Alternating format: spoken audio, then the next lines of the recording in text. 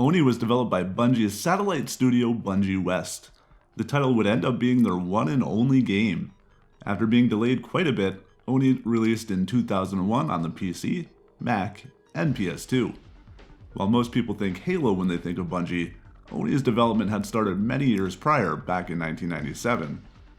Taking place in the year 2032, the story unfolds over the course of about a week and a half. The dystopian future was probably one of the key selling points of the game to me back in the day. The game features the character codenamed Konoko, and had both hand-to-hand combat and gunslinging. One of the complaints of the game was the lack of multiplayer, which was featured in early previews and hands-on demos but was ultimately cut. While I would love to say that early builds of the game with multiplayer intact had been recovered, so far I haven't seen anything. Instead, I want to focus on the property of Oni itself and a bit of game leaking history. While Oni was being developed by Bungie West, it would actually come to be owned by Take-Two by the time things were said and done, due to the game's release date being moved further and further away, and cash flow essentially coming to a halt. Take-Two even had Rockstar Canada produce the PS2 port of the game. Take-Two initially seemed to have quite a bit of faith in the property, more on that in a second. Back in 2007, a blog by Surfer Girl leaked some details of then in-development games like LA Noire and Prince of Persia 4. She also posted a story of 18 cancelled games you never knew existed unless you worked on them. Among those that she listed, I have since found the arena fighting game based on the AI movie called AI the Circuit, and Damage Inc., the Metallica car game that was just featured on this channel. Others, like Deus Ex 3, different from the release game, have since been confirmed by other sources. Needless to say, that list is legit and looks even more so as time goes on. While we may never know the identity of Surfer Girl, and hi if you're out there, here is yet another game to cross off that list. Oni 2: Death and Taxes by Angel Studios, later known as Rockstar San Diego. Now if you think that name is a bit odd, rest assured that it wasn't necessarily the final title, but somebody thought it was decent enough. Or maybe it was just a joke. Either way, it's what the game says. The video footage you're seeing here is from an early build from December 10th, 2002, and is seen here running on a PS2. The gameplay is still incredibly simplistic, featuring mostly test levels along with a partially playable level. Despite this fact, this build is one of the last that was made for the project. Before I get started, I'd like to thank all the developers from this game who are willing to talk to me, from those on the project for just a few weeks to those that were on it for a bit of a longer period of time. There were quite a few of you willing to talk to me this time, so I hope I'm doing justice to the work that you had done. Work on Oni 2 started months before one of Angel Studios' other projects, Transworld Surf, was released for the PS2 and Xbox, coinciding with the Xbox's launch. Happy 15th birthday, Xbox. That puts the project's beginnings at the end of 2000 or maybe early 2001, as much as such dates can be placed, especially this many years later. This means that the original Oni by Bungie was either in the process of wrapping up or had just been released, showing that Take-Two was wasting no time on its sequel. I would be doing the game and its story a huge disservice if I don't mention the late Francis Tsai. Beyond working on games, he worked on comics for Marvel, on the Magic the Gathering cards, Dungeons & Dragons, magazines, TV and film, including TMNT. On Oni 2, he was the lead concept artist, providing much of the visual direction that would heavily influence other artists, and in turn, the game's development. I have spoken with multiple developers on this project, all of whom remember Francis not only for his talent, but for his friendship as well. Many of them would later work with Francis on other projects as well. But in 2010, Francis was diagnosed with ALS, or Lou Gehrig's disease. Despite being unable to move his hands or body, he adapted, painting with his toe on his iPhone. Once he was unable to do that, he continued to share his art, using eye tracking software to continue. Francis Tsai passed away on April 23, 2015, at the age of 48. Oni 2 was just one of many projects that Francis worked on. I hope that everybody out there is enjoying the work that he did, so that his art can continue to live on. Like many games of its time, you are looking at a game with large levels, at least when compared to console games of the past.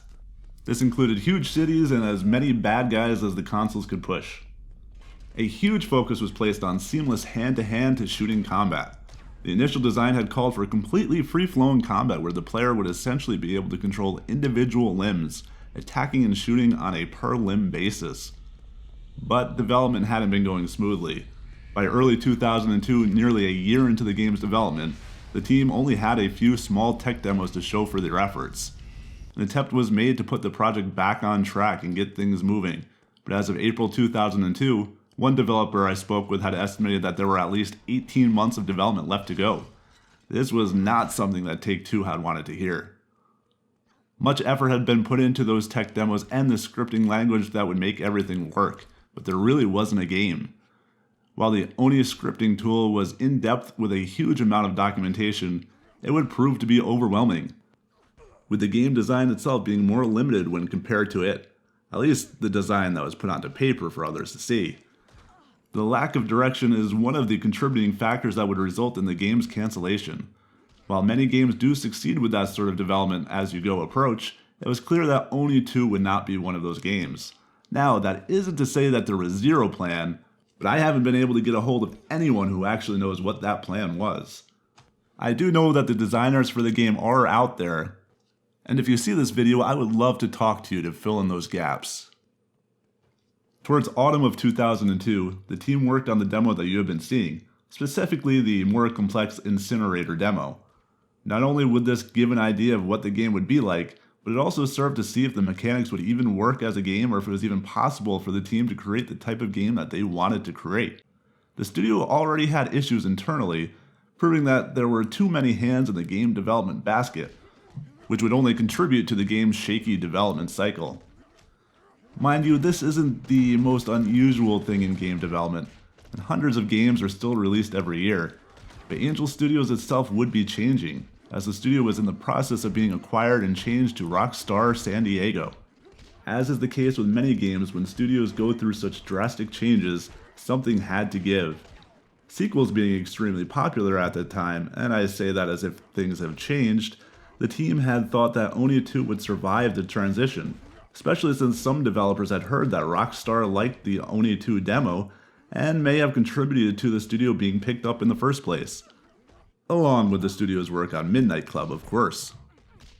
But compared to other projects being worked on, especially when you look at Rockstar's success with Grand Theft Auto 3, Oni 2 just wasn't that high up on the totem pole, so it was cut down and cancelled, all but relegated to that blog post in 2007, until now, of course.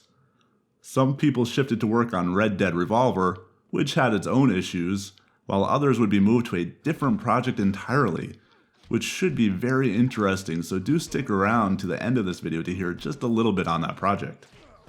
As for the possibility of multiplayer, it wasn't off the table by any means. Nearly every game of the time had multiplayer, and I'm sure that is something that the team would have loved to have seen. But there wasn't really any plan in place for multiplayer in Oni 2 beyond that thought. It wasn't something that was worked on, especially with the main meat of the game being so far off. Those racing titles are worth mentioning too.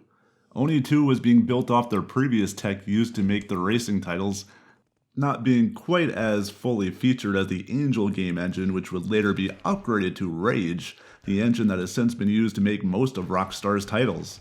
The engine itself was extremely capable though. Just one glance at Midnight Club or Midtown Madness 2 should show that the huge worlds for the game wouldn't be an issue at all. But making that gameplay transition from a racing game to a action game that was really breaking new ground would prove to be just out of reach for the developers at Angel Studios. Our newest Patreon supporters are Malcolm, Stuart, Logan, and Paul. Their pledges help to preserve stories like these. I do have a video coming out that talks about why not everything I have can just simply be leaked, from the anonymous issue to legal issues that myself and others have already run into. That said, I do think that this game will be available online, not through me, but through some other guy. I'm sure that upcoming video will only attract the best comments. Do check us out at Patreon at patreon.com/p2ponline.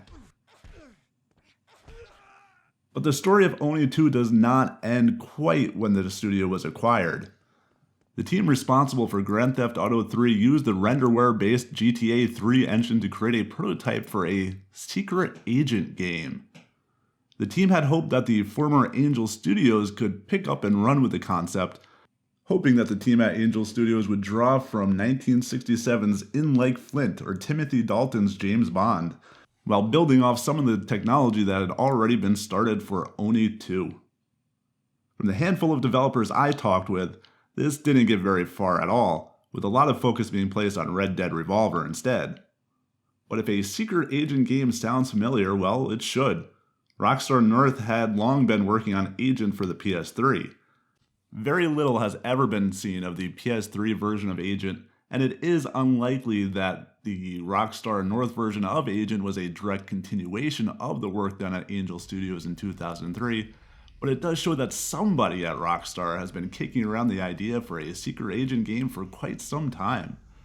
So don't be surprised when a secret agent game resurfaces once again, maybe this time for the PS4 or dare I say it, the PS5? Fans continue to request that Bungie have another go at Oni.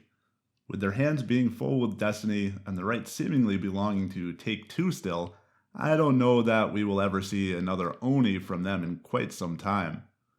But with titles from this era being revived, I don't think it would be a smart idea to completely discount the possibility. Hit that subscribe button, check us out on Patreon, and watch a few more videos of games that were canceled before they could make it to market. Until next time, thank you for watching.